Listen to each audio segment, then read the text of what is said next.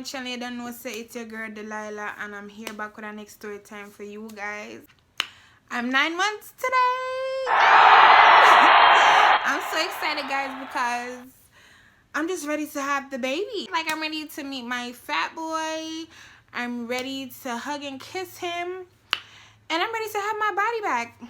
Period. I'm sure you guys could see in the title of this video what I'm gonna be talking about. I just don't want y'all to think I was crazy. Or am I? I know y'all probably like, why is she on YouTube telling all her business? Like, but I don't really look at it as telling my business. I like to like share what I've been through, because in a way it's a testimony about how God can save you, change your life around, and just bring you through so many storms, and he's right there, right beside you. So y'all could just like be like, wow, she's really been through it. I understand her love for God now. Okay, so let's just jump right into it. I have this pillow behind me because my son is super heavy and I need some back support. Okay, guys, so I usually tell you guys the year, but I'm gonna be honest with y'all, I don't remember the year that this happened. My memory is still kind of messed up because of the situation. I don't remember a lot of it because of I was so ill, but I'm just gonna tell you guys what I do remember. So I'm gonna tell y'all from Jump Street, right? Y'all know I like to tell y'all all details when I'm telling y'all story time. So my mother had moved to Los Angeles, right? But I had my boyfriend at the time. I think I turned 18, 19, and I didn't have to be up under my mother. And I told her I'm not coming to Los Angeles, so I'm staying in New York.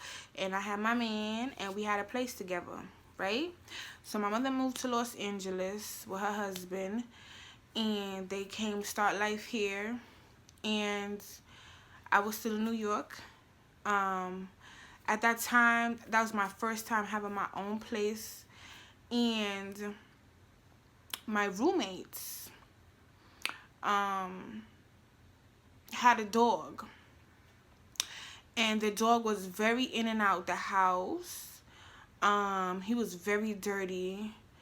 And he would just be roaming around in the backyard and then just running the house, on the couches, everything, right? So one night, me and my boyfriend got into an argument, and I told him I'm gonna go sleep on the couch. Like, I don't even want to sleep beside him or whatever. I slept on the couch, and from then my life changed. I woke up, and I swear to y'all, I just felt so weird, so different. A couple days down the line, I just kept feeling weird. And I just couldn't put my finger on it. The best way to explain it was just, I was just feeling weird. Until I started developing like blurry vision. That was like, I would say that it was like a week later. Like, little symptoms kept progressing and evolving and becoming more intense. And I'm just like, yo, what's going on? I ended up going to the ER every second, thinking like, all right, can y'all tell me what's wrong with me? Because they kept asking me like, yo, what's wrong with you? I couldn't even tell them. I just kept telling them I feel weird. They were just like, man, we can't help you with you just keep saying you feel weird. We don't know what that is.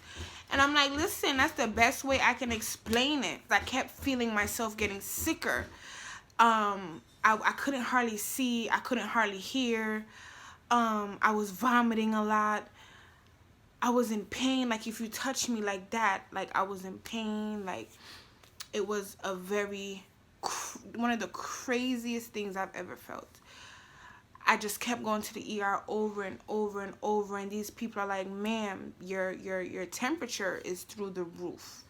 Now we're starting to see that you may have something going on, so let's just run some tests on you and see what's going on. They run tests and nothing come back. They was like, ma'am, you just might have a cold. We just don't know what to tell you. Boom, I got a cold or whatever, right? I would say like a couple days down the line, I'm getting so sick, bro. Like, I could hardly see at this point. Like, everything how you say that word? Neurologist. Never had been seeing this yet. Neurologist. Oh my God, I cannot say that word. Ma, how you say neurological? Like in the brain. Neurologist.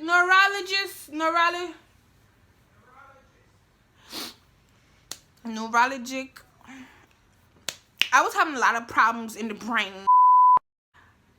I went back again and they was like, alright, miss, you doing too much. Like, this is probably like your 20th time back here. Like, we keep telling you we don't see nothing wrong with you.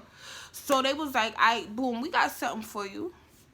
We got something for you. And I said our word. So they was like, alright, we're gonna help you out. We're gonna admit you. You don't gotta leave. They bring me into this room, right? But they told me to put on a gown, and they took my pocketbook, they took my clothes, put it in a bag, and it was like, all right, just wait here till the doctor come. But the room they put me in was like, this ain't no regular room. Like, they locked it from the outside. And I'm like, did they just lock me in here? Like, they just locked me in here. I started knocking on the window because I'm like doing sign language, like, what's up? Why y'all lock me in here? What's up? And the nurse just was like signaling me to go sit down. She's coming. And she was like, ma'am, if you don't go sit down and stop knocking on the door, we're going to have to sedate you. And I'm like, sedate me? Like, what? So I stopped knocking and she had this big old needle. So I stopped knocking on her door. I went to go sit down, like she said. When the doctor come, the doctor was like, okay, we're going to admit you. We do see that your fever is growing very rapidly, but there's just nothing popping up in the test.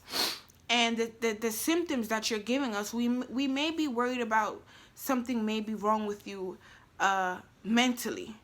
And they said that because I kept saying I can't see. So they thinking like I'm a crazy person or a crackhead or like you feel me? Like they just like, why this girl keep saying she can't see or she can't hear or you feel me? But they wasn't understanding the intensity of what I was going through. They said they're gonna admit me, but I never knew they was gonna admit me to the psych ward. I'm thinking they're gonna admit me on the regular hospital floor. Remember I told y'all stuff is a little vague, so I'm telling y'all what I remember. All I remember was next thing I know, I'm laying like this. I would never forget. I'm laying like this because I feel like I'm dying, bro. Like I'm like this. And the nurse was like, tell me all your symptoms.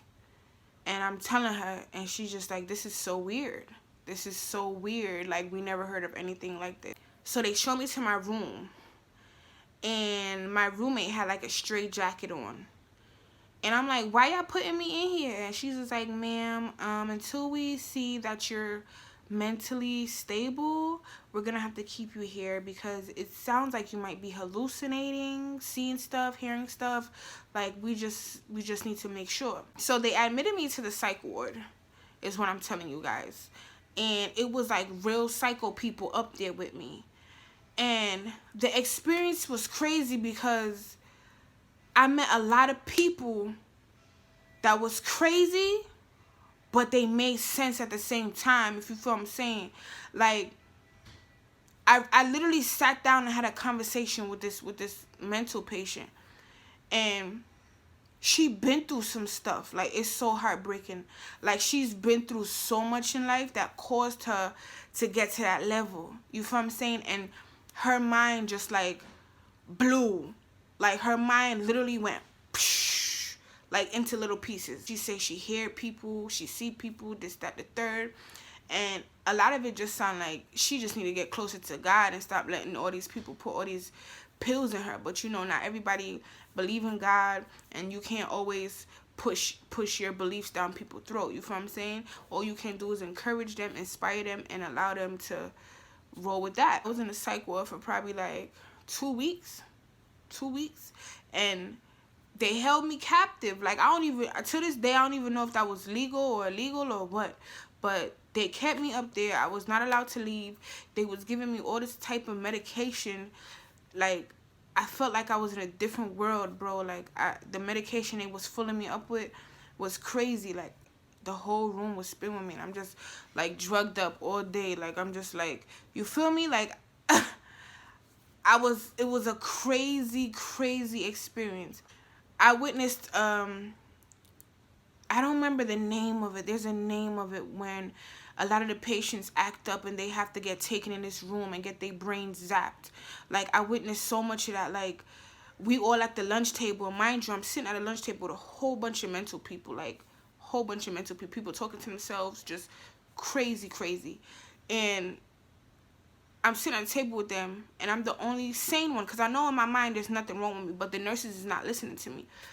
And the people at the table is just start acting crazy, like, no, no, no, no. And you would dead think like somebody sitting beside them or whispering or telling them something, and they just hearing something in their ear, like, and listen, all that stuff is demonic. But you got to be really involved in the spiritual world to understand a lot of this stuff. I just feel like demons was messing with him, you feel me? And he was just like, no, no. And he started bugging out, and they took him in the room and started zapping his brain. Like, you could dead hear the zzz sound. And I'm like, bro, where am I? Like, I was calling my mother because she was in LA, and I'm calling her from the psych ward, and she didn't know what she could do. Like, yo, you gonna get out of there. Every day she was calling the doctors, telling them like nothing's wrong with my daughter. Like she was harassing them. Ma was dead harassing them. Like she was like, my daughter's not crazy, something is wrong with her. Because I ain't gonna lie to you, even my mom started to worry, like, bro, what is good with my daughter for real? Like, why is she so sick? And nobody could figure it out. Everybody, all my family, my brothers, everybody just felt like, is she mental? Like, is she okay? Like, people started to wonder themselves for real. God eventually saved me, because as I said, they took a lot of blood tests and all that stuff, and one of the blood tests came back that I was actually sick, and they said it showed up on the paper that I have Lyme disease, bro. And I'm just like, what is that? Like, I've never heard of it, bro. Like, I'm like, what where could I possibly get that from? What is that? Where it come from? They told me Lyme disease are ticks that are usually found in dogs and stuff like that. And instantly, I remembered when I slept in the couch. When they told me I had Lyme disease, bro, I was so relieved. But at the same time, I was so scared. Because I was relieved, like, thank you, God. Thank you. Like, I thought I was going to have to be in a psych ward for the rest of my life. Because I even started to think, like, am I crazy? Is something wrong with me? Like, am I tripping? God revealed it and showed him, like, Shorty's not crazy. Shorty's really sick. But the reason why I didn't show up quickly, I guess Lyme disease takes a while to show up in your system. Test-wise, I don't know why. That's weird, but it took a while. And soon as they found out, they discharged me right away and referred me to a specialist that deal with stuff like that. But my family was just like, nah, send her to a family member ASAP that can help her. I started seeing a specialist. It was a lot of treatment. Like, I had to get an IV through my mouth to go into my chest to pump liquid antibiotics through IV, because IVs are stronger than pills. So I was hooked up on so many antibiotics because Lyme disease is not an easy thing to get rid of. It's not. It takes a lot of treatment. Lyme disease affects people two different ways. It affects you. Most people get affected by it in their joints, and it could, mess up hair. And that's what it did to me. It messed up hair, my ears, my eyes, a lot of stuff. I thank God so much that he pulled me through that, and I'm here to talk about it and just say, like, God could pull you through anything, bro. Like, because I knew I wasn't crazy. Like, I'm crazy, but not that type of crazy. Like, I throw hand now. So that's the story about how I was admitted to the psych ward. I was listening to everything them nurses said because I was not trying to get zapped, period. Like, I was not about to zap my brain. The most y'all could do me was give me medication because I couldn't deny it, or they will hold you down. Like, they will restrain you. You feel me? They're allowed to restrain you if you deny medication. So I just took it. I didn't know if it was gonna kill me, whatever, but I just knew God had my back. So that's the end of this story time. I don't know if I'm gonna be able to do one more story time before I give birth, because he on his way. I've been contracting like crazy, but I know they Braxton Hicks, but they getting a little intense, so I don't know. And my cervix is shortening, so that means, like, you know, your cervix has to shorten before it like starts to open. So mine's is shortening, and then when it fully disappears, it's gonna start to open, and then, you know, wow. So I gotta go to the doctor, I think tomorrow, to find out. I might document it. I might bring y'all along with me and let y'all see what the doctor's saying, if it's time or whatever. I'm just scared. My mom was trying to make me go today, but I'm like, I'm not going. I'm not going today. So that's just that on that, because I'm super scared. They're gonna be like, you're not going back home. And that's just not something I want to hear. So yeah, I thank you guys for watching. I love you guys so much. I see the support. I'm not gonna lie, y'all, like, I see my page growing, and I really appreciate it.